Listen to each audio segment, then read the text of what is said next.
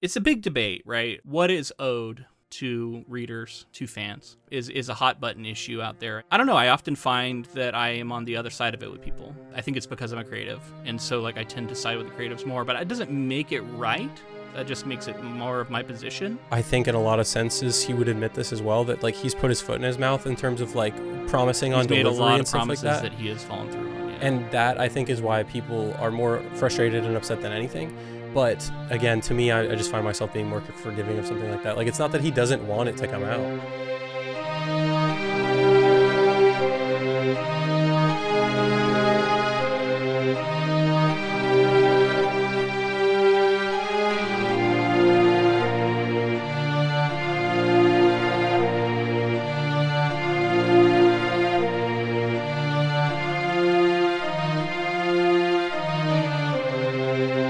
Welcome, friends, to episode 372 of the Ink to Film podcast, where we read the book and then see the movie. I'm writer Luke Elliott. And I'm filmmaker James Bailey. And this week we discuss George R.R. Martin's 1998 novella, The Hedge Knight, Part 1 of the Tales of Dunk and Egg. So, James, we are back in the world of ice and fire, the Game of Thrones universe, more commonly known as, perhaps, if you're show watchers only. And this is a series that we have a history with. We covered the first season a few years ago on the podcast. In that, we talked a lot about Martin, so I'll point you towards that if you want to hear the background of Martin as a writer.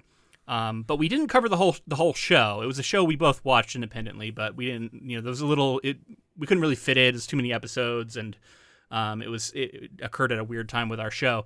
But it's definitely one that we have been following for a long time, and I'm on record being a massive fan of the series, and being it's sort of foundational in my writing journey in many ways. Yeah. So it's exciting to get back to it for me, but I'm curious for you what it's like coming back to Ice and Fire. Yeah. So you buried the lead a little bit there, just in terms of if you haven't experienced a Game of Thrones or a Song of Ice and Fire on the podcast before, Luke read it well before the show existed. When the show came out, I became a massive fan.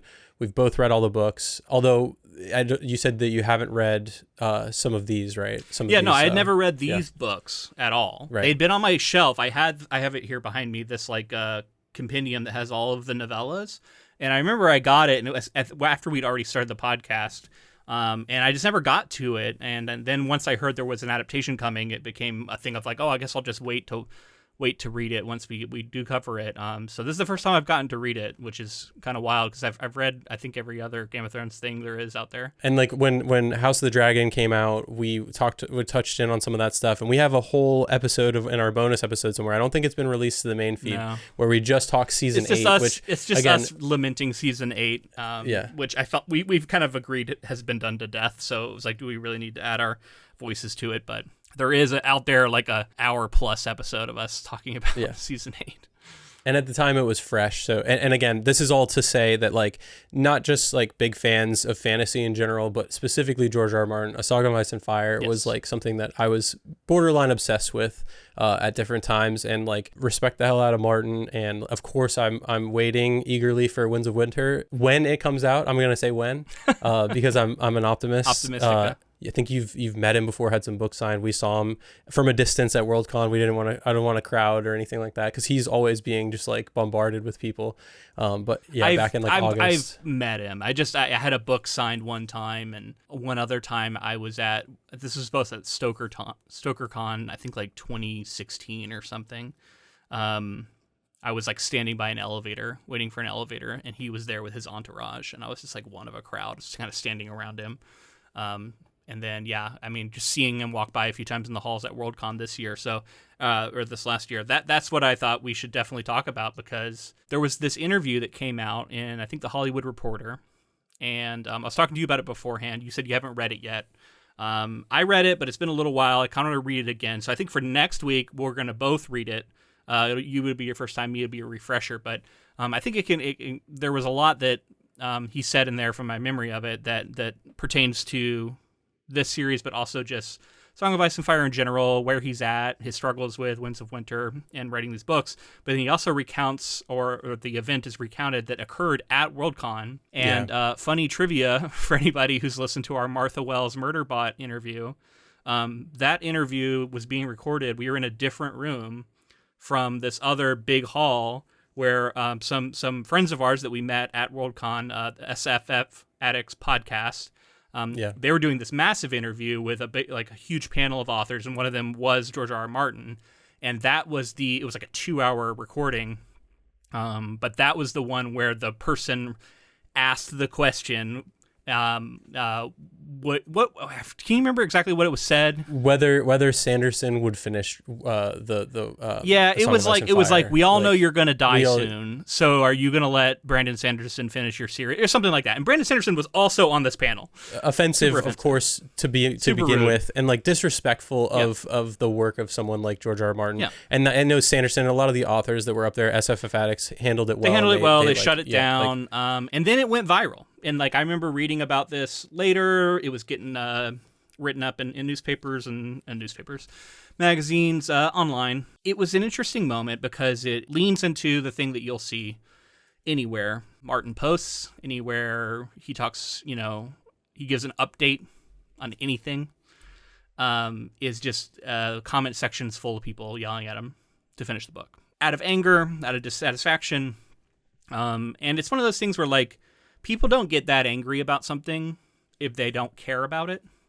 So it is a sign that there is a lot of care and affection and passion around Game of Thrones as a property, and that unfortunately has turned to anger for a lot of people. And I want to say that like I do understand it. Like I get why people are angry. I just I think one of the things we do on this podcast a lot, we talked about this in our Hamnet episode, was like remembering the creators and like kind of highlighting them as human beings. Well, especially being creatives ourselves, right? Like you can put yourself in the shoes of another creative. And like, I think I wouldn't even say angry it's never been anger for me. It's like maybe some frustration, lamenting like a possibility where I don't get to finish this story that I love. But ultimately creative to creative, I'm like, I just feel for him at this point. And it's so crazy to see how hateful it seems like people can be towards him. It's like almost like he doesn't owe anybody anything because he could have never created anything and it would have been fine. He's allowed to live with dignity, and like if he chooses not to write the books, yes, you can kind of feel a certain way about that, but at the same time, like just the hate that's built up has been so interesting. Leaving behind a Game of Thrones, the show, as that ended, and going into like House of the Dragon. I remember talking to you about this there's some newly rekindled interest in A Song of Ice and Fire, and I think we're seeing some of that here again with A Night of the Seven Kingdoms, which is why we're talking about the Hedge Knight. Yeah, and I just want to touch back in on what you were saying because it's a big debate, right? What is owed to readers, to fans, is a hot button issue out there. I don't know. I often find that I am on the other side of it with people. Because I think it's because I'm a creative, and so like I tend to side with the creatives more, but it doesn't make it right. That just makes it more of my position. And one of the major things, just to address that, is that like it's because of, I think in a lot of senses he would admit this as well, that like he's put his foot in his mouth in terms of like promising on delivery and stuff like that. That he has fallen through on, and that I think is why people are more frustrated and upset than anything. But again, to me, I just find myself being more forgiving of something like that. Like, it's not that he doesn't want it to come out. Yeah, I mean, and he says in this interview that he wants it to come out more than anyone. And I think that that's true. Like, he's so much pressure on him to get it done. I think there is a misconception out there, and I think this can lead to anger, that he just doesn't care, that he is just coasting on his money, that, maybe it's hard, so he just doesn't want to do it, and he'd rather, like, fuck around and, work on Elden Ring and like do all these other things. And like maybe there is some truth to that, but I don't think that comes from a place of not caring about Winds of Winter. I think it comes from a place of like, it's just really hard to stay laser focused on one thing. But it's also not to say no one can do it. There are people out there who do this sort of thing, and my hat's off to them. I don't want to make too many excuses for them. It's just like it's creativity. It's art. It's really a weird thing because we talk about this all the time on this podcast. The way it intersects with commerce creates all these dynamics, because this doesn't happen if it isn't a Marvel, Star Wars. Like, it is up there with all the biggest media properties in the world right now. I don't know where exactly it ranks. Harry Potter, like, it's up there though. And it's so big, and there's so much pressure coming at him from every different angle. Some people would flourish under that and would be totally fine, but not everybody's mind works the same way.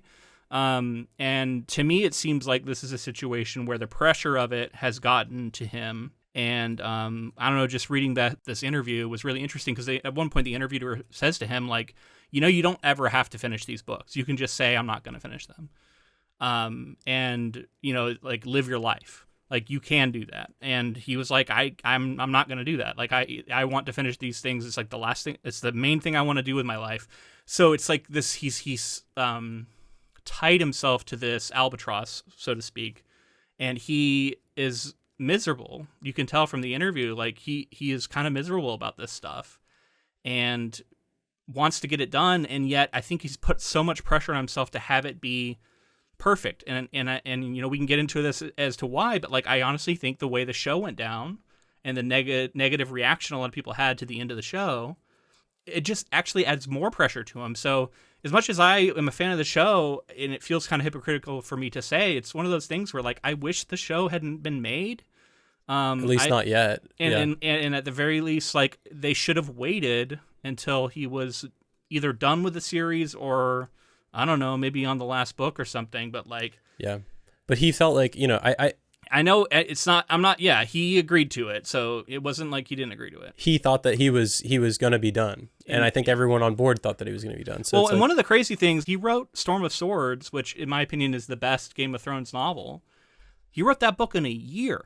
That book is massive. I think it's the longest of the three, and I think it's the best Game of Thrones novel. And I can see coming off of that and thinking like, well, shit, now I'm really hitting my stride. I'm writing these books. I'm cranking them out, And I think this is around the time he started having talks about this. I think he was working on book 4. Maybe he was working on book 5. I think he was working on Dance at that point. But like, I think he had this belief that he was going to be able to push through it. And I think that's just clearly not the case.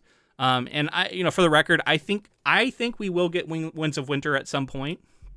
I do not think we'll ever get Dream of Spring, which saddens me to say, and I hope he proves me wrong. Yeah. But I mean, there's people, I just can't imagine that book being able to come out. Yeah, there's people that think that he's writing both at the same time as well. That like he's like, so, that's part of what's been taking a long time, like plotting it all out. I read somewhere where he said he hasn't started it yet, so I don't know. There's a lot of stuff out there. There's tons of breakdowns of as far as like what he's done from like just say a story narrative sense, like the Marinese not yeah. In order to satisfyingly resolve a lot of what he has going on over there.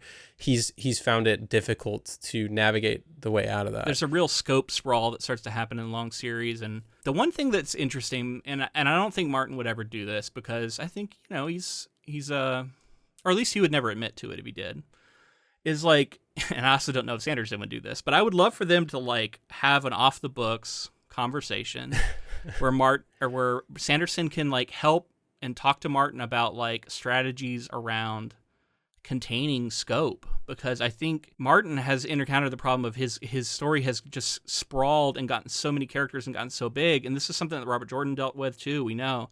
And like Sanderson's one of the few fantasy authors I've seen out there in the epic fantasy world, and I shouldn't say few, there are people who do this, but like he seems particularly well suited to reigning in the sprawl. Now, that being said, I am not someone who would ever think that he could finish Game of Thrones because he's a completely different style of writer. He's even said that's not the kind of writer that he is, and it would be ridiculous for him to even try it. Yeah, and I also think it's funny, like as let's say like Stormlight Archive has gone on, the scope of it is unbelievably large. It's just I don't know how he can harness onto it in a way. Like that's a unique skill of his that I haven't seen from many other people. But like the thing with George is like he has such a unique writing perspective, a unique voice in the fantasy space that like genuinely like nobody kind of fits along with like what that. There's few out there, but honestly, I don't think anybody. I don't care how close you are. To me, it's weird, and I kind of hate that Robert Jordan, and like I don't blame him, and so I don't want to put any like, the fact that that they agreed to have Sanderson come in and finish his series. I'm okay with it in isolation, but what sucks is that it creates now this expectation around it. And for me, it's like, I don't know why we would ever think that, like, I don't know, someone like Mozart would die and have like an unfinished, piece of music and we would just say like, yeah, we'll just bring in some other composers and they'll finish that up for him. And like maybe someone would, but you wouldn't consider it the same thing. And like the same thing with like great painters, right? Like you wouldn't say like, I don't know, who's a great painter? Renoir. What's that? Renoir. Yeah, sure. So when he dies, like, oh, we found this unfinished painting in his house. We'll just have some other painter come in and finish that bad boy up, put it out there. You know, like it just doesn't make sense to me. It's like the art is inseparable from Martin, and to me, no one else can do it. And if he doesn't want anyone else to have their, touch on it, like I get that, and I respect it, and I think that if he dies, it dies with him, Like ultimately, we just never see it finished in his way. Like we'll still have season 8 of Game of Thrones if you want to watch it, but his version of it will just remain unfinished, and that's tragic. But it's going to be tragic. You know what I mean? If he dies before he gets to finish it. Yeah, and it's like, I don't think necessarily, like, I know it was like mostly Jordan's widow kind of orchestrated a lot of that with Sanderson, but like you can also look to like Tolkien. Like Tolkien had his sons kind of continue on the legacy for manuscripts and stuff, and like so it's just kind of a thing where there's such a demand for that world and the materials, and that like he worked on it. And this is me coming at it from the artist perspective. I have conversations like this with friends who even work in artistic spaces, especially when you get into these big franchises like Star Wars, Marvel, anything like that, right? And it's like it becomes an IP that is so big, it is like bigger than the creator. George Lucas, like, signed over Star Wars. So like, yeah, it's like does he own Star Wars? Does he get to decide what canon is and what canon isn't for it? And like, there's interesting debates around that. And like, that's an interesting point too, because like for Lucas, let's say like people were ready for him to sell the rights. They were eager for him to sell the rights. And now people are like, maybe that was like something short-sighted of the audience at the time. And so it's not the grass isn't always greener. And I think it's like, I hear this said a lot, and I honestly wonder your take on it. Do you subscribe to the idea that at some point you've released it into the world, the thing you created has gotten bigger and kind of like become a part of culture, and now it's bigger than you and you no longer own it, you no longer control it? No, almost never do I think that that's the case. I think the creative force behind it usually is there, but it depends. People make this argument for Harry Potter.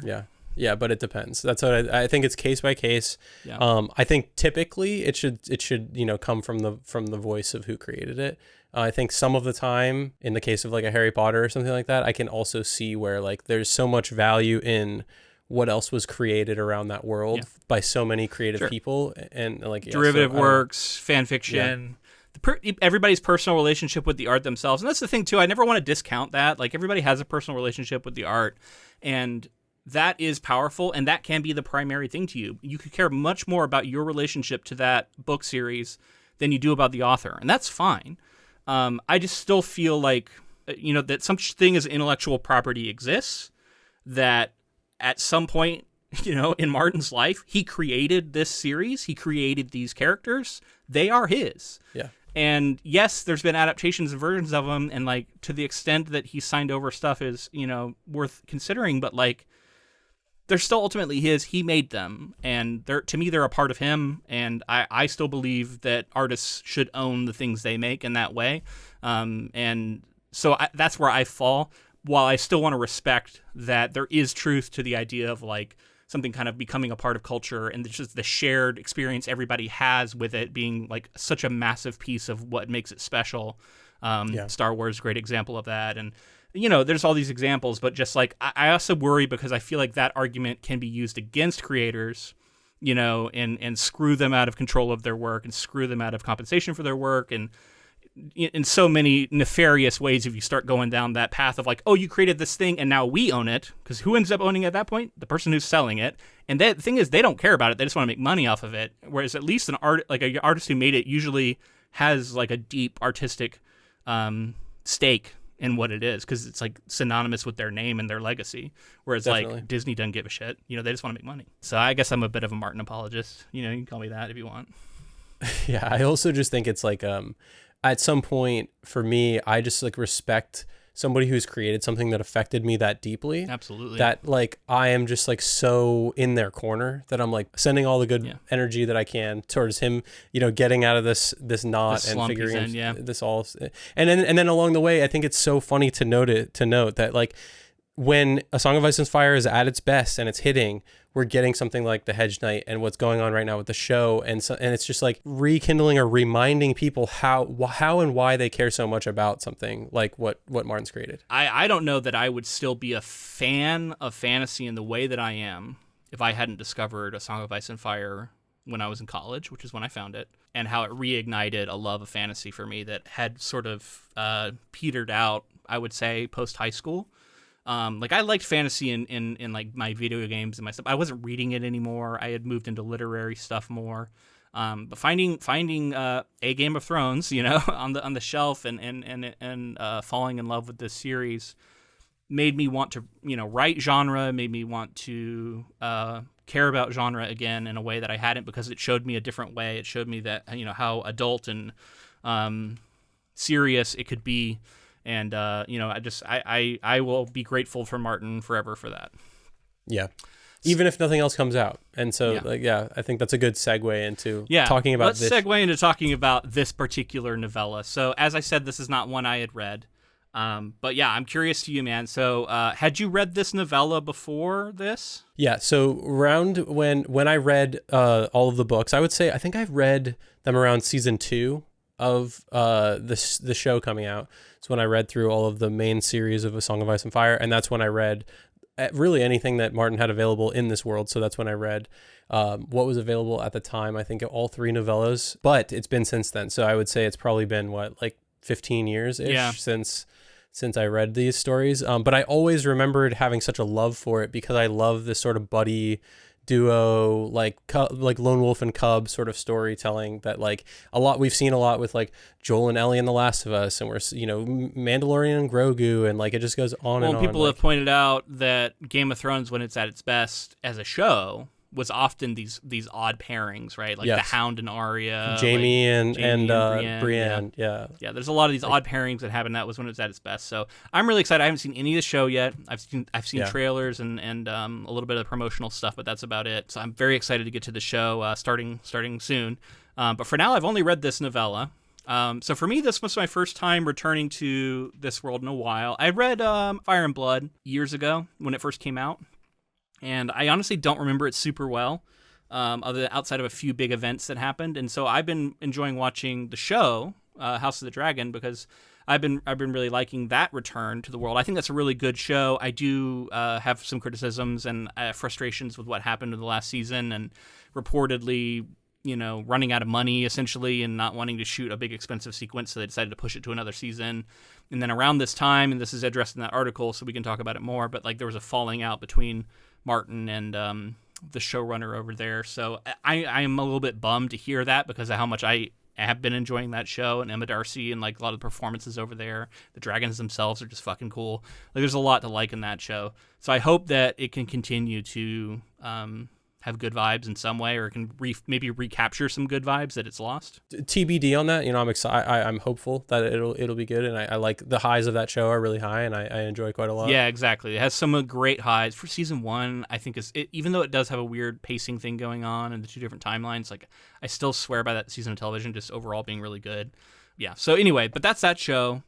That was my last real experience with it, and it's been a while. But picking this up, I was kind of shocked at how immediately homey and familiar it felt. It's kind of like picking up a Stephen King novel. We talk about this sometimes. If it's just oh yeah, I'm in good hands. This is a voice I know. And man, did I immediately go oh man, I love Martin, and I love the way he writes fantasy stories. And I immediately realized we were telling a story that is super similar to another project we've covered on this podcast, and that's A Knight's Tale. Yeah. And I was like, this is George R. R. Martin writing A Knight's Tale.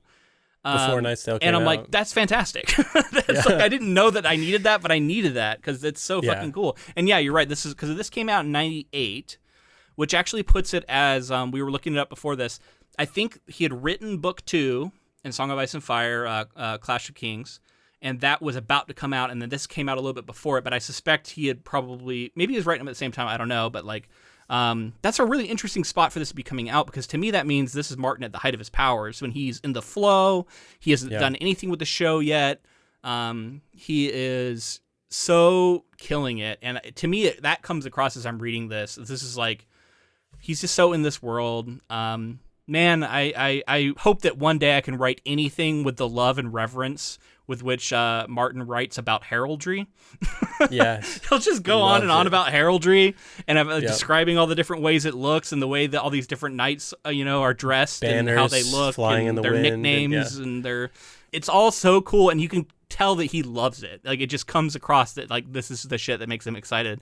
And I love reading it. Absolutely. And it's just also, like, in the world of A Song of Ice and Fire, to have a story that's, like, so much more focused on a single perspective versus like the sprawl of those other stories. And for this to be like more of like it feels like, at least going into it, like it feels more of a traditional fantasy medieval kind of story than even what sort of gets like quickly introduced in A Song of Ice and Fire. While it's in the peripheral a lot, this feels like it's just like, it's just, knights, and they're at like a games basically, and they're jousting, and they're this. Dunk is a really interesting character in the sense that unlike damn near all the ones I can think of, all the main characters in Song of Ice and Fire, he is like a straight up commoner. I guess Sir Davos was a commoner. By the point we meet him, he's already like pretty elevated. So like the idea that we're meeting a commoner who has been knighted, but he, his when we first meet him, his like mentor and the guy he's been following around this knight dies, and he's just left with the armor, and that's like his armor and his horses is all he owns, and he doesn't have any. He's not like sworn to any particular lord. That's why he's a hedge knight. He's just like a wandering knight. And what a cool, that's just the coolest. It's the one best. Of the coolest things it's in a fantasy. Wandering. It's a Ronin samurai. You know what I mean? It's like it's so cool too, because it's like there's a code of honor there, not necessarily beholden to any biases. Protecting the weak and stuff. Yeah. So I think that's so cool. And like, obviously going into this, the other side of this is, I don't know how much you remember, but obviously Duncan is an important like figure in the lore of A Song of Ice and Fire, where we are at in like the main series. Yeah. So I don't remember exactly. I know every now and then I remember there being references to him and going like, oh, that's probably the character from that Duncan Egg stuff I've heard about. But not much more than that. This occurs 90 years before the events of Game of Thrones. I was looking it up. So there's definitely a lot of like interesting echoes or like precursors, and like you can see like stages being set for what's to come. And I love those elements and stuff, and like, Targaryens doing Targaryen things. There being those sort of patterns within the families. Oh, for the sure. Baratheons are very Baratheon. Love that. The Very Targaryens Baratheon, are very No Starks though. No Starks appear in this story. Nope, not yet. Not in this one. So yeah, I mean, but just generally, like, I love this kind of like small. This is basically like kind of like, I guess it's novella form, but I almost called it like Flash, like just like a slice of life. Definitely not Flash. In this Flash world. Is it's much not Flash, shorter than that. But it's a slice of life in that world, and like it feels like there's this character that's being introduced, and very early on we're given like sort of some ambiguity as far as like his background and like what. Well, both Egg and Duncan. Just Duncan in terms of like True, we don't know a lot about him. Yeah. We learned that he says he's from King's Landing. Flea Bottom, specifically. So about as low as you can get. Yeah. Right.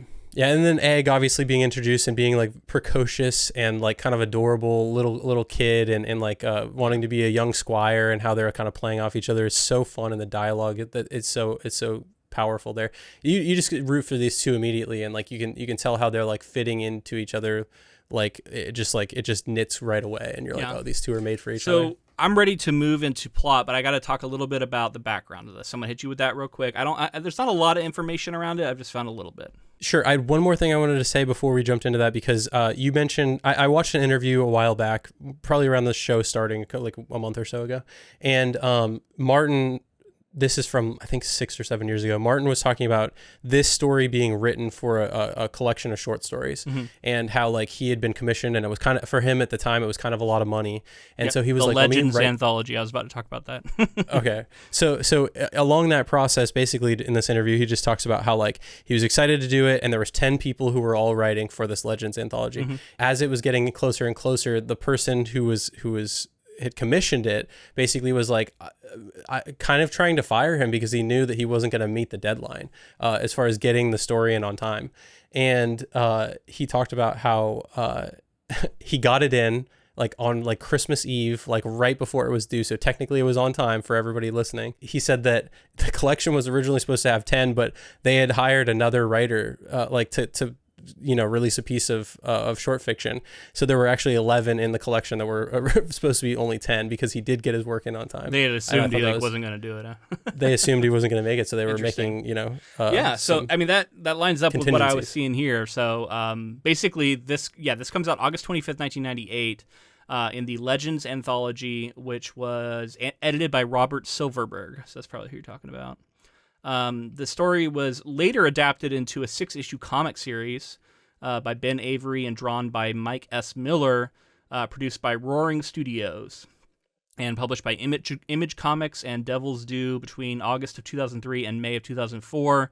Devil's Due would go on to publish the complete limited series as a graphic novel in June of 2004. So that's its publication history. Later, it would get collected into this collection I have above my head here, Night of the Seven Kingdoms, which is the one that I read it from. And that one is really cool. It has all these really cool, pencil and paper kind of illustrations, I guess. They're like black and white. But they're really well done. And I thought really nice touch to it. Added a fun bit of whimsy to it in a sense. And yeah, I really appreciated that. Enjoyed reading it, so I do recommend this version. In fact, it'll be in our bookshop. If you want to look at the show notes below, you can use our link. That'll help us out. But yeah, I thought it was great. We did only read the first novella. It has 3 novellas in there because what we had heard is that the first novella aligns with the first season of the show. And they've already greenlit a second season of the show that is going to align with the second novella. I think they're filming it right now. That's too. cool. So it's going to be. That's another thing they've said, that the seasons are going to come pretty close together. Okay. So I think people are excited. So for this coverage, our plan is to just cover this novella in one, and then next week we're going to cover the whole show because it's only like 6 episodes. So we're going to try and do the whole show in one, and that'll be our plan Shorter going episodes. forward. And we're going to try and do that for future seasons, assuming nothing dramatically changes. And the episodes are short too, approachable for Game of Thrones standards. Yeah, like 30 to 45 minutes, and it's just like it's such a fun way to experience this story. That's cool, man. I'm so excited. So the only other thing I want to talk about is that he has talked about wanting to do more of this series. So right now there's the 3 novellas out. But he has said that he has a number of ideas, and that's varied from 6 to 12, depending on the interview. He talked about it again in this interview I was referencing. He talked about writing a 4th novella to be included in the Dangerous Women anthology. That was back in 2011, but I guess he didn't do that. It doesn't look like that ever came out. And then he had a working title for this 4th novella called The She-Wolves of Winterfell. So I have assumed that's going to have some Starks involved. That would be awesome. But he postponed it to work on The Winds of Winter in 2013. Yeah, in 2014, he announced that he had roughed out another Dunk and Egg story with the working title of The Village Hero, set in the Riverlands. And he was not sure which of the 2 different novellas would be finished first, either The She-Wolves or The Village Hero. He also had specific ideas and notes for further installments, including The Sellsword, The Champion, The Kingsguard, and The Lord Commander, taking the planned series total to as many as 9 novellas. 2023, he did reaffirm that no further Dunk and Egg novels, however, would be written until after he finished The Winds of Winter. And he affirmed this again in January 2025, and that's the interview where he said that it's The Village Hero is the next story that he's going to write, but he's not going to write it until he finishes Winds of Winter. So this is all on hold. I think that's commendable. But it is interesting that, because even in that interview, I think there's a few times where he says that like he keeps having ideas for Dunk and Egg, and like he wants to write those stories, but he's not letting himself until he finishes Wins. So yeah, I have heard some other things too with the development of the show now, where I feel like it could line up to where he could be handing over some. I mean, it seems like the relationship with the showrunners keeps getting soured along the way of these shows, some of these shows. Yeah, but so I think so far he's on good page with this guy. The new guy. Definitely. Yeah, and I think you can feel it for sure. I think you can tell. But I think that there's a sense out there that there may be some, like there may be a situation where George, gives information to the showrunner and they continue the show even with the novellas not being out. It's not my preferred method necessarily of experiencing both. I'd rather the novellas come out and then have the show come out. That's gone awry for us in the past. I don't know, man. Even if it's only 3 novellas, like, yeah, maybe that's it. I guess I don't know where the third one ends, like how it winds up, and if that would be satisfying. Yeah, we can talk about that down the road. Yeah, down the road. I think that he, like, this idea that the show would be pressure again, even more so pressure on him to have other novellas coming out and stuff is just going to be the same situation again. So it's like either just do the 3 seasons and stop, or maybe he's worked something out with the showrunner and something, so maybe it'll continue. But I don't like when they deviate from his like written published work. So we should say also that this is a thing that he has talked about more and more. I think it comes up in this interview, and it seems like he is, and like I totally get why he's of this opinion, but he seems like he is of the opinion that adaptations are supposed to be representations of the work they're adapting. Like, he wants faithful adaptations now. Yeah. That is what he believes adaptations are. Like, a good adaptation should be beholden to the original. And it's interesting because I feel like early on we had a bit of this feeling. I feel like over time we've sort of loosened on that, and we've seen a lot of different ways that it can be done. But I also understand if anybody's going to have this sentiment, it's the man who saw what happened in season 8 of Game of Thrones compared to what he wanted it to be. And like, yes, you could say he's culpable in that situation, but like, I can understand why that would drive you to being like a hardliner for wanting faithful adaptations. I think so too. Yeah. Yeah. So it's interesting because like, I'll be curious to see how faithful this is, but I have a feeling it's going to be pretty faithful from what I've heard. Yes. So I wanted to just give you the final paragraph. It's a spoiler for a little bit for it, but this is the final paragraph of that Hollywood Reporter article, which I will link in the show notes so everybody can read it. And I recommend you do. It's actually really insightful. I don't know, Martin says. I think I'll stay home. I have to write more Dunk and Egg. There's supposed to be another Fire and Blood book too. I do think if I can just get some of these other things off my back, I could finish The Winds of Winter pretty soon. It's been made clear to me that Winds is a priority, but I don't know. Sometimes I'm not in the mood for that. He sighs. I'm so far behind on everything. That's literally the way it ends. So, like, he's just, like, someone who is, like, weary. He has all the stuff he wants to work on, and Winds of Winter is just the thing that is killing him. Partially, I blame, like, the media for some of this, but that headline was everywhere. George R. R. Martin doesn't feel like finishing The Winds of Winter, that headline. And I'm like... Yeah, it gets spun out to... Like, I read the actual article. It's much more nuanced than that. Yeah.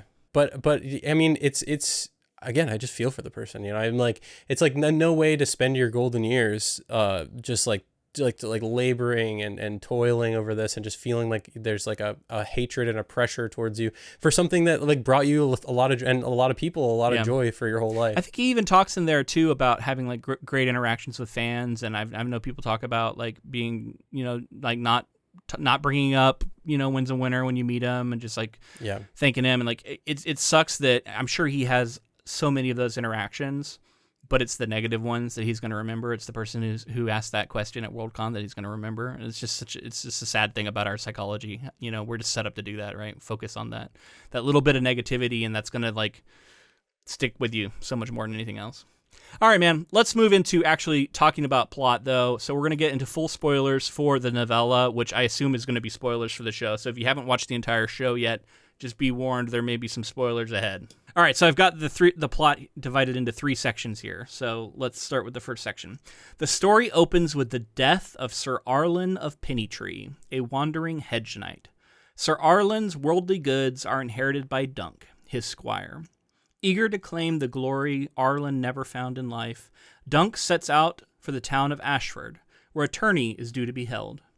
En route, he gains a squire of his own in a boy named Egg. The steward at Ashford is unimpressed by Dunk's credentials, but Crown Prince Baelor speaks up on his behalf, and he is permitted to enter the tourney under the name Sir Duncan the Tall.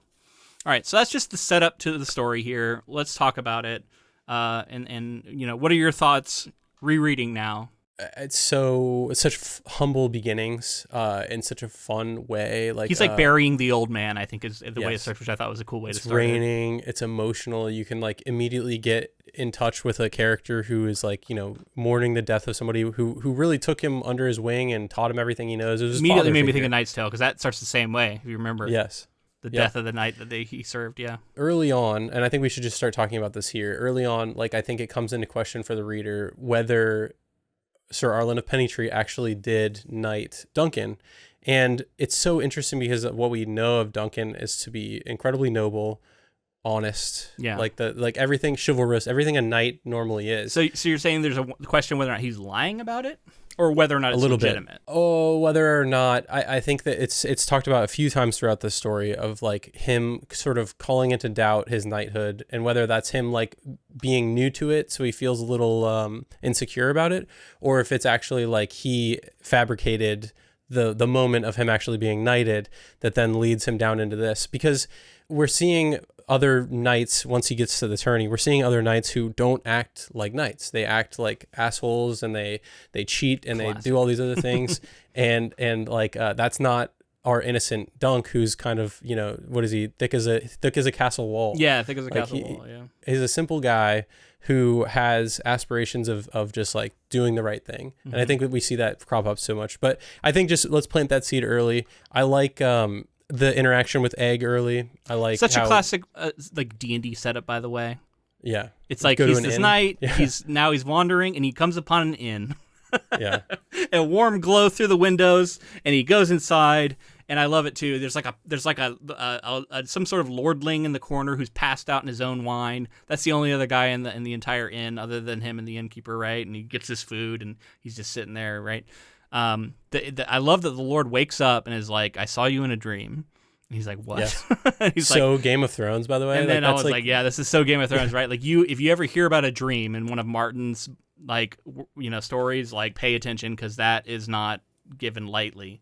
And then sure enough, we end up finding out later that it really, really has a lot of weight to it. But then he meets Egg, right? This boy who, actually maybe he meets him outside first, but like he's like he thinks he's like a stable hand.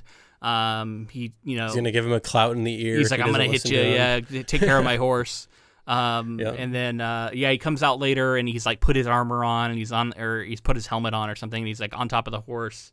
And they'd have a fairly adorable interaction, and like I love the like the classic call to adventure essentially, and the call to like take Egg with you, and he just says no a few times, and eventually Egg has to be like, all right, fine, and he's pissed off and he leaves, and then of course like he's not going to take no for an answer, so he follows him. What? So how early on? We'll just start talking about this early too. How early on did you realize that the bald-headed child could be possibly pale, white-haired heritage? So I have a story about this. Okay. So it's not very long. This is a novella, right? So reading it, I will say early on, I remember thinking like, really interesting squire. We don't know much about him. He could have some sort of secret thing going on with him, but I just kind of left it at that. And then I read the section where they go to the first tilt, and he puts Egg on his shoulders, and Egg, it's described as like having a tightening of his legs whenever he sees Prince Aerion. Aerion, the dick, yes. The terrible Targaryen who like kills the horse and is awful. Classic. It's like there's different flavors of Targaryen, and he's one of the key flavors. He is the blood of the dragon, a Targaryen. Apparently thinks he is a dragon in like real life. We find out. Yes. But when he had that reaction, I was like, uh-oh, do we got a secret Targaryen here? Is he bald because he's hiding his hair? And so I had just read that part, and then like I put the book down, and my wife, who Annalisa, has read this series. We went to get lunch, and I was talking to her about it, and I was like, I have a theory about Egg. I think he might be a secret Targaryen. And like, credit to her, she was just so straight faced and just like, she's like, interesting, really? Like something going on with him, like I can't remember exactly how she said it, but she didn't tip her hand that she knew anything. So you felt like you were so you were like, maybe I'm wrong, maybe I'm I was like, hey, maybe something else is with him. It could be I think he definitely has a relationship with the Targaryens, but he has this bald head, and that could be a way to hide his hair, because like Martin loves to have hair be so like such a signifier of your parentage. Right. So that's a way to hide the hair. And it was so funny because we get back from lunch, and I immediately start reading again. And within the next page or two, I think is when we got the reveal, because he immediately right after that is when the stuff happens with the puppeteer, which we're about to get to in the plot, and it was immediately revealed. So I was laughing, and I went and told her, I was like, oh, good job on not tipping that, because I was right about to read it, and I don't know, I thought it was funny because it was like I thought I was so clever, but I think Martin probably knew at that point. people were going to start to guess it, so he probably just needed to go ahead and get on with the reveal. Yeah, it's cool. I got to have like a similar kind of reaction with my wife Caitlin while we were watching the show. Obviously, like building up to like kind of that reveal and just like kind of thinking about it. He's got some interesting reactions along the way. And then he's like Aryan's out there fighting, and the knight who he's fighting, Egg is calling after, and he's like, kill him, Yeah. like take him down. And you're like, whoa, why does he want this guy to die so bad? Yeah.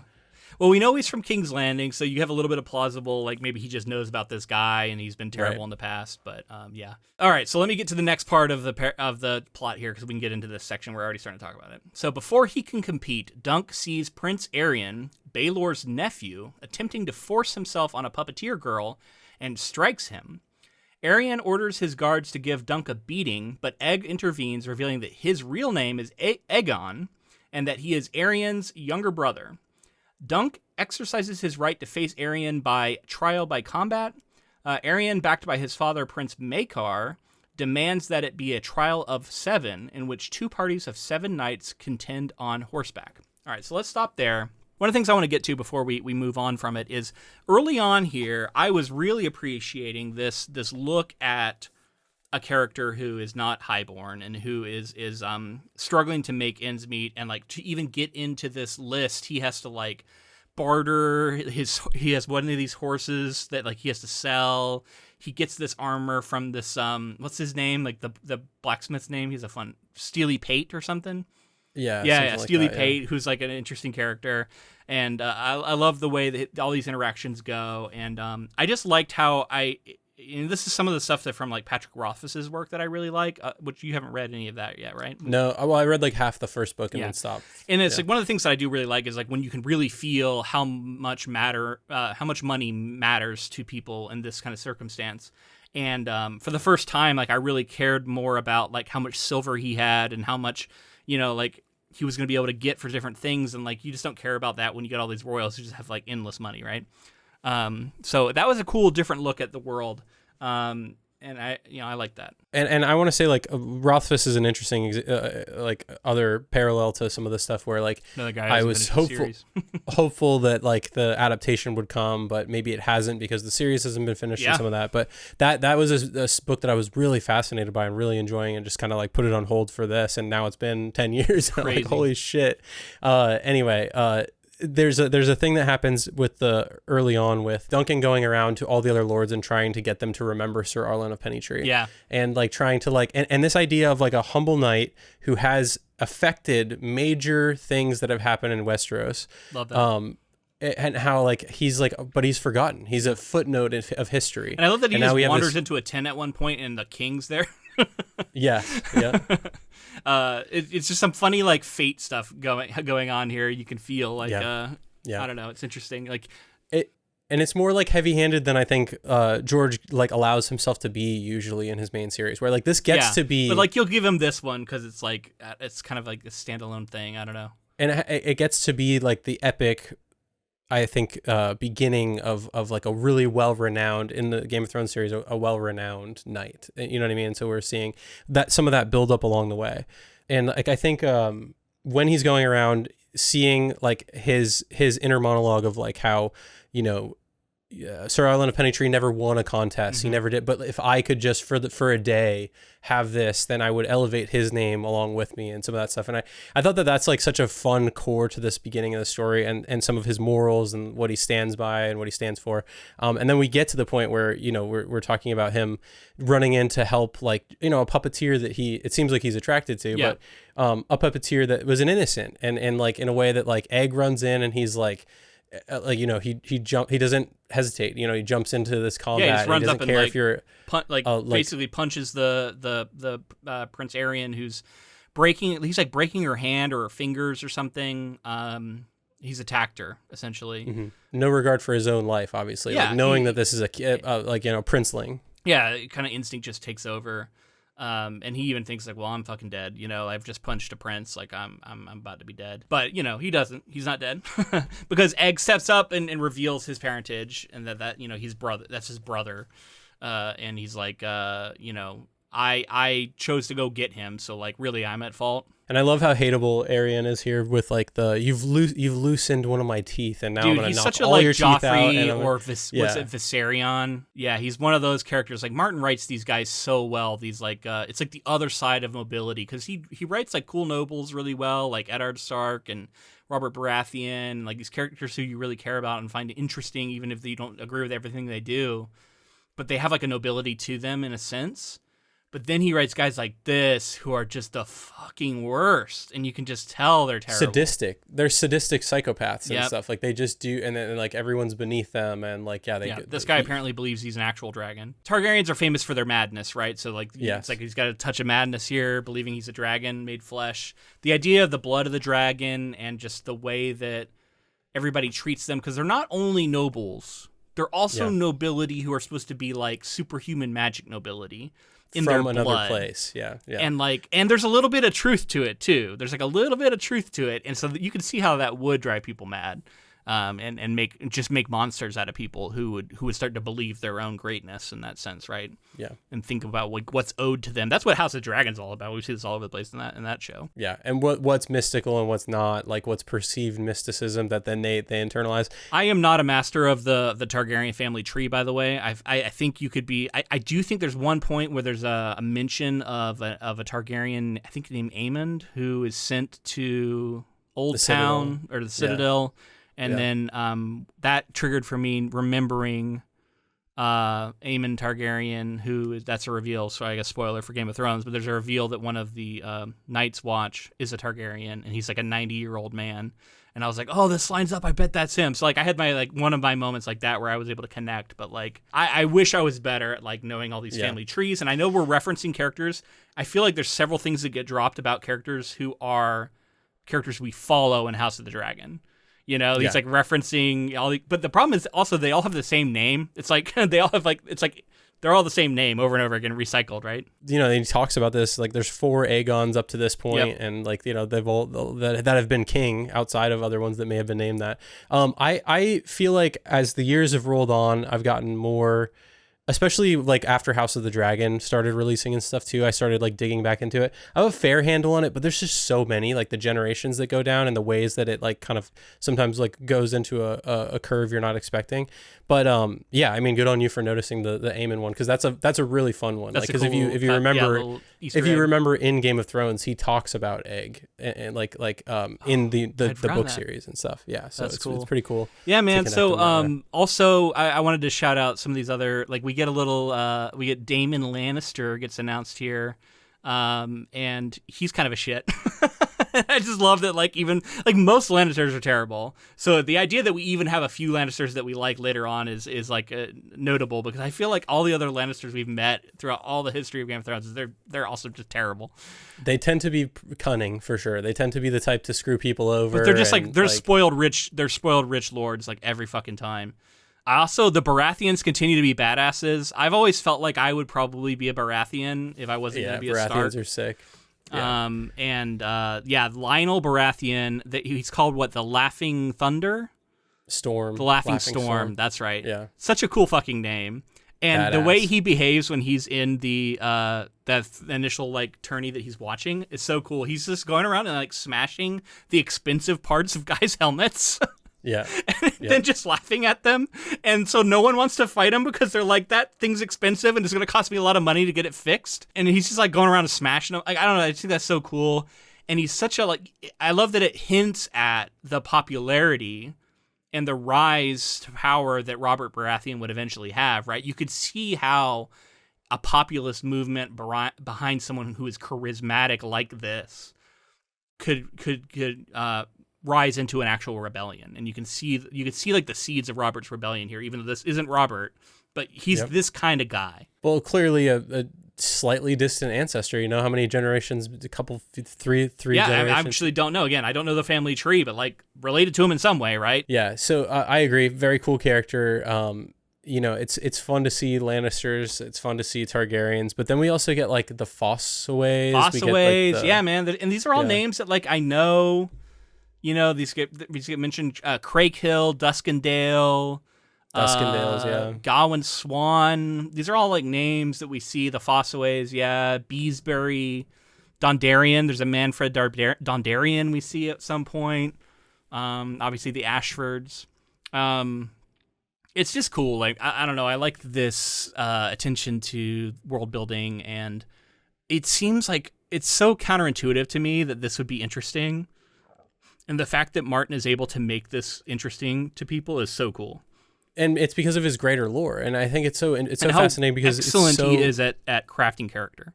Yeah, definitely. And like all these houses have, like, not only is it the individuals who have character, but they all have a character themselves. Like, each one of these houses has a legacy and a history within this world that we tap into. It's identifiable, yeah. And like in a world that like often through in world and just in a meta narrative sort of sense, it's so focused on Targaryens. It's cool to see, like we were talking about here with like the Baratheons, like the continuing lineage of them. But also we have to remember, like, Targaryens now is something that I feel like we're very, very focused on. But like, remember, at the point this comes out, we just got Dany out there in exile. All the other Targaryens have been wiped out.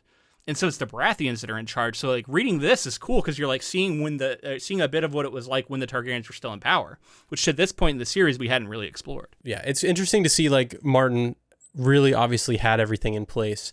The idea of like Aegon the Conqueror and having all that stuff that, you know, the First Men and like all that stuff, like it was all in place so that he could eventually trickle down to like where he wanted to like touch in and tell these like more. And yes and no. He has also talked about how he's a gardener, not a plotter, right? Like he's a pantser. Like he, I think, seeds stuff all the time, and like he goes back later and makes it connect. But I don't think he had written Fire and Blood yet, you know. So like, how much of the actual history was actually in place, I don't know. Well, it's enough for me to pick up on as lore. Like they're definitely talking about like Aegon and Aegon's conquests and that kind of stuff. For sure, and I'm sure a lot of it was because he had to develop a lot of history to inform the events of Game of Thrones. That's one of the things I love about that story is it feels like you're coming into a story already in progress. Totally. And it's like a rich story. It has a ton of stuff that's already happened, and we're coming in at this spot, but like all the things that came before it are super important. And so I love how, it feels like you just get dropped into it, right? That's what the magic of this story in particular is as well, because it's like a little offshoot where we get to like tap into these characters, get really close with them, and then zoom back out into the larger Song of Ice and Fire and how they kind of like reflect each other back and forth. But anyway, what did you think of like the introduction of some of these other Targaryens like Maekar and Baelor? Baelor, yeah. So Maekar is like the grandsire, or like or he's a brother of Baelor. This is the thing where I'm trying to get the like. Yes. So they're on equal footing, roughly, right? There's a Targaryen king, and they are the sons of the Targaryen king. Yeah. Currently. So it says here, I'm looking at this thing. It says Baelor is the prince of Dragonstone. Maekar is the prince of Summerhall. Yes, but Baelor is next in line for the throne. Wait, so who's the king? Neither of them? Neither of them. Okay. And so Baelor's next in line. We have the king out there, and then Maekar, and then obviously we see like their interaction. Maekar's got a bunch of kids. Valar, Baelor just Daeron, and Aerion. Valar is the son of Baelor. Yeah. Sorry, Daeron the Drunken. So he's the one who he actually met in the inn, who was passed out in his wine. But he's also the one who had the dream about the dragon dying, because he reveals that a little bit later. He says, "I had this dream of you like laying under a massive dead dragon." Yeah. And we're like, uh-oh. Yes. We know what that means. Some Targaryen about to die. Because at this point in the story, there are no more actual dragons alive, we learn about. The last dragon died like some years ago. I thought that was so cool, by the way, to hear that Sir Arlen of Pennytree did go to see the last dragon, and that there was like theories He's that got these cool little connections to stories too, right? Like, and he fought at this like very important battle, and like just all during the Blackfire Rebellion stuff too. They talk about, which is another huge thing that I'm sure that we'll get more about as these stories go. But the idea that he saw it, and then there's a possibility that like that dragon was like being poisoned and was like malnourished. Yeah, and we was, don't like, know why it was so malnourished. We know that at that point they were like considered to be so dangerous that I think they were just kept in the dragon pits like permanently as like prisoners essentially. You know, the gaps here are like I think the House of the Dragon and like that narrative, the Fire and Blood narrative, is like 300 years before A Song of Ice and Fire. And then you move forward, and this is like what, 200 years-ish later? Yeah, this is 90 years before the events of Game of Thrones. So you're starting at the point where, again, there is a character who was born around this time period who is still alive in that. I mean, there's not many, but like at the very least, this is like the great-grandparents of a lot of the characters we're going to follow in the Game of Thrones series. Yeah. And not to mention, like, that's how that really shows you how close they were to connecting to dragons. Like, it's only 3-4 generations away from dragons being around. Yeah, true. All right, let me get this final section of plot here, and then we can wrap up our thoughts. So, with help from Egg, Dunk succeeds in recruiting 5 knights for the trial. He remains one short until Prince Baelor himself joins his party. In the ensuing fray, Dunk triumphs over Aerion and forces him to withdraw his accusation. 3 members of Dunk's party are killed, however, including Baelor, who is critically injured from a blow from Makar's mace. Later, a rueful Makar approaches Dunk with a proposition. Realizing that Aegon needs a mentor if he is to become a better man than Aerion, he wants Dunk to continue training the boy at Summerhall, the Targaryen's palace. Dunk argues that the boy needs to experience life outside the palace, and Makar agrees. Dunk is made a full knight, and with Egg as his squire, sets out on a life of adventure. All right, man, so there's a lot to unpack there. We get the big 7-on-7 duel. We get the changing of who's going to be on what side. The drunken guy joins the other side. I think that's who it is, right? It's actually it's the Fossaway. Raymond is the younger cousin. Okay. And he eventually is knighted and comes back up, but it's his like cousin who says that he's going to be on his side and then chooses not to be. Oh, that was one of the Fossaways? Stefan Fossaway. So yeah, we had one guy who leaves after saying he was going to help, and then he joins the other side. And then his cousin gets knighted, and notably, Dunk is not the one to knight him. He's like, oh, I don't know if I should. And that's when the Baratheon steps in. And Lionel joins them, because Lionel is the other thing that also establishes that like the Baratheons are ready to fight the Targaryens. Just anytime they're like, yeah, let's do it. I want to fight some Targaryens, which I love that. He's like, I don't even really need to know why. There's just an opportunity to fight some Targaryens. I'm going to take it. And and then we get the joining of Baelor, which is a cool moment too, right? Who's been friendly to him. So epic too. And they often, so they're talking about how like Baelor doesn't have the traditional like silvery pale locks. He's got like darker features and stuff, and they say he is like a Dornish mother, and that's what Egg says, he is a Dornish mother. And he's the one who like earlier Dunk notices that like he's fighting a bunch of empty fights. Like no one wants to actually fight him, right? Like, well, the White Cloaks won't do any damage. The White Cloaks won't fight him at all, because they're sworn to protect the Targaryens. But in the fights, like he's like fighting older knights and squires who just got knighted and stuff. It's a bunch of like. I thought that was his son. I think that may have been his son that was actually doing that fighting, Valar, because he doesn't. Remember, he has to like borrow his son's armor. Because he's like, I didn't bring any armor to this tournament. He shows up in his son's armor. I think his son's doing all those like lighter battles because he's like third in line for the throne. Oh, so he's not participating at all. He's not participating at all. He's just there in face. Okay, so that's Valar. And then that's why Valar, whose armor he borrows, does he fight in this battle? Is he on the other side? He does not. No, he doesn't fight at all. Nope. Interesting. Okay. Yeah, and so I think that's the thing there where it's like he didn't need to get involved, and ultimately like what goes on. People talk about like he could have been he was the next in line, and there's this elder sort of Targaryen father that they have above them, and this like freak accident happens after this like epic moment of somebody like this guy is like we've said the humblest of humble beginnings, and the person who's next on the throne. They have this meeting after the fight between Aerion and Dunk goes down. There's this meeting where Baelor pulls him aside and is like, look, like you just shouldn't have hit a Targaryen. This is a bad move, and now he wants your head, basically. And so we're going to try to figure out a way to like keep you alive, but you may have to face some punishments. And like for him to like step up in that way in the first place, because what Dunk did ultimately was noble, and he's like, you showed true chivalry, which like Martin loves to punish. It's like he rewards it, but he also punishes it, right? Like somebody ends up dying over this. But that moment of like him coming out and Makar's like, have you lost your senses? I cannot believe that you're fighting on, this is my son, and you're fighting on the other side. And it's like this epic moment of like, maybe there are some, because Dunk has that speech right before, and he's like, are there no more true knights in this kingdom and all that stuff, and you're like, oh my god, like this is like great, this is such great drama here. Very cool. And then this epic fight takes place, and I love the way it was written, and we're very focused on what he actually experiences. So we know there's this other crazy shit going on, but he can't see everything, but we hear about some of it, right? And he ends up falling with Aerion. He gets knocked off of his horse. The two end up, struggling on the ground. Aaron's on top of him.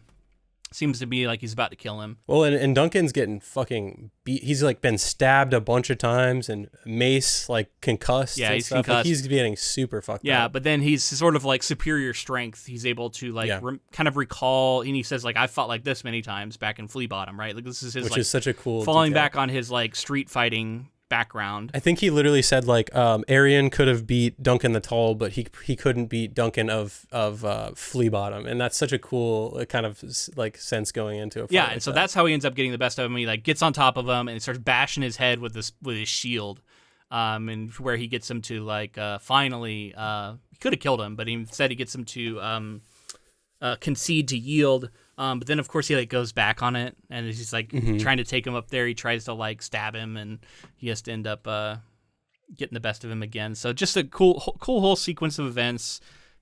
Arian continuing to be a shit. Yeah, and then the final reveal after all of that of Prince Darren coming back and being like, "All right, take this helmet off of me," and like he pulls the helmet off, and the guy's just got his fucking brains out in there. Baylor. It's like the helmet was like holding it. It was like the only thing holding his skull on. A lot of these lines are so good too. Like he mentions like he's like my fingers feel of wood or something like that. And yeah, like, there's some precursors to that I'm like, this isn't good. Yeah, he's kind of feeling like because and at the same time I don't feel good. Dunk is like, I'm your man and all this stuff, and he's like, we need good men in the realm and all this stuff, and he's like basically gonna join Baelor's service, it seems like. And then that is such a wildly shocking reveal and like heartbreaking in so many ways, because again, it's almost needless. Like you could blame it on Dunk, you could blame it on Aaron, and actually that last little section with Maekar, they address a lot of that of like who's to take blame here. Like Maekar swung the mace. Yeah, Maekar says that he's like, everyone's gonna say that I did this on purpose. That's what history's going to say. He knows that everyone's going to say I killed my brother in this fight. But I don't know. Do we believe him? He says that it was not on purpose. I don't know. I think I believe him, but I don't know. Yeah. We didn't really necessarily see a lot of it, so we don't know. Yeah. It's off page. Then you're getting Maekar is also saying like, Duncan, people are going to tell you for the rest of this is your fault, because why was the king regent or the prince regent, like the one coming in, why was he fighting for some fucking hedge knight? Yeah. And then you can run that up the flagpole and say, well, Dunk wouldn't have been in that situation if not for Arian being cruel, and like, so it just keeps going. Putting himself in that position too. Yeah. Yeah. There's a lot of guilt, a lot of culpability to go around. Classic Martin. One of the other interesting dynamics is him entering and like we had heard and we'd had the Kingsguard sort of built up as these fearsome warriors, and the fact that they were going to be fighting on the other side, and he was like, I can be kind of the equalizer for this because they won't fight me, and he kind of knows that going into it, so it was like a cool element he was able to exploit there. Yeah, definitely. I'll be really interested to see how this is portrayed in the show. This sounds like it's going to be just fucking killer. Like I'm so excited. Yeah, it's exciting. I'm caught up. The last episode's coming out this weekend. That's crazy. Yeah, I haven't watched any of it yet, so I'm really excited to get into this, man. Yeah. Apologies for messing up some of the characters and stuff. Sometimes it's hard to keep track of everybody. It's classic Game of Thrones. Like it's like lots of names coming at you. Yeah, for sure. But the dream has come true. He has slain a dragon in a sense, right? A dragon has died on top of him at the very least. Unclear whether or not he killed it. I think it was actually part of the dream. It's like, I don't know if you killed the dragon or not, but he's dead. It's very cool that like Egg gets to stay with him. Because I was like, how is he going to remain like by his side as a squire if he's a Targaryen? But apparently he's gonna. So that's cool. And so that's I guess how we're gonna get the future tales of Dunk and Egg, which I'm excited about, man. I'm still shocked that I hadn't read this. It was really fun to return to this world and to read it. Yeah, it's gonna be so fun to talk about the show and all the stuff that we've seen, but like, just generally, it's like you said earlier, it's just fun to come back to this world and live in a moment of it just being like really at its best in a lot of ways. I think you can tell. I don't know. To me, I could tell this is Martin at his peak too. This is Martin, in his bag, as they say. Yeah, he's in his motherfucking bag. He's in his fucking bag here. If you enjoyed this episode of our podcast and thought we were in our bag, let us know in the comments. Whatever app you chose to listen on, make sure to like, subscribe, leave us a rating and review. Do all the things that can help with engagement and help get our show out to more people. We appreciate you listening and joining us for this. Yeah, and be sure to connect with us on social media. We're on Instagram, Facebook, Blue Sky, TikTok, all of those at Ink to Film, and we're really on basically every social media. Yeah, and we're really pushing our Discord right now. We have been growing that channel over there. That's where we're getting suggestions from people. We've been having people join, and I'm going to have dedicated sections where you can talk about specific projects. So Night of the Seven Kingdoms, for example, is going to have a dedicated spot where you can go and talk about it, and that's going to be evergreen. So if you're listening to this a year from now, 2 years from now, whenever you're listening to it, in theory, that's still there. So we'll have a link in the show notes to join our Discord. We'd love for you to come over there and chat with us. Open to all. And thank you to Ross Bugden for the use of our intro and outro music. All right, man, that's going to be it for the book, The Hedge Knight. And next we're on to A Night of the Seven Kingdoms, the actual show on HBO. Well, do you have any quick predictions or things that you want to see, things you're most looking forward to? I mean, I think this is a place where, like, you know, he wrote this at a very particular time. We could do so much more now, right? Like, we can reference things. We've got, this world has been so further expanded. We can talk about characters. We can reference the Starks. We could reference, there's so many things that you could do in the show. And in fact, I think it's going to be more about like showing some restraint and not going all the way down that road. I'm just excited to see the portrayals of these Targaryens. I hope Lionel is just as badass in the show as he is in the, novella. I don't know, man. Yeah, I guess predictions. I don't know. My prediction is I think this is going to be pretty faithful. This read to me like an excellent story. I do feel like this was maybe a little sparse for a 6-episode show, even at a half hour apiece. It just feels like we probably do need to add a little, maybe develop a little more. So I could imagine some subplots getting introduced. One thing I will say is I don't think the first time we see Duncan fight in an official tournament situation is going to be this Trial of the Seven, which is what it was in the novella. I suspect we'll get some sort of earlier bout that we'll see him in, because it just feels weird to me that we would save it all the way to the end of the show. And now maybe I'm wrong, but I suspect we're going to see some sort of early bout. There was talk early on in this about him, like, if I could win a fight, I would like win somebody else's armor, and like I need to do that so that I have decent armor. So I'm like wondering if we'll see something like that occur. I know that was a thing. I'll be curious though, man, and I hope we get Steely Pate. I hope we get all these characters because they're all cool. I'm into it. Yeah, and I'm excited for you to see the titular characters of Dunk and Egg, because it's like what a fun like relationship for characters in A Song of Ice and Fire, and then like what that can look like on screen and that kind of stuff. And it's so cool too because I know it's going to be all focused around one event with these one pair of characters. Isn't it so crazy that like once you're in a world that you love, like these smaller stories feel like they carry so much weight, and they're so like I just love that about this style of storytelling. So yeah, I'm excited to get into the show. All right, man, that's going to be it for this week. So until next time, keep adapting.